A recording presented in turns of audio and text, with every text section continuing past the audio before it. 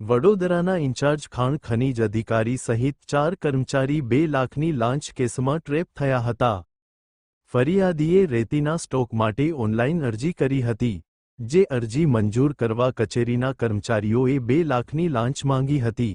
આ લાંચની રકમ સ્વીકારવા સિનિયર ક્લાર્ક યુવરાજસિંહ ગોહિલ અટલાદરાના પ્રેમવતી રેસ્ટોરન્ટમાં ફરિયાદીને મળવા પહોંચ્યા હતા, જ્યાં લાંચની રકમ સ્વીકારીને ઇન્ચાર્જ મુખ્ય ખાણ ખનીજ અધિકારી રવિ મિસ્ત્રી, કોમ્પ્યુટર ઓપરેટર કિરણ પરમાર તેમજ રોયલ્ટી ઇન્સ્પેક્ટર સંકેત પટેલને ફોન પર લાંચના રૂપિયા મળી ગયાની માહિતી પણ આપી હતી.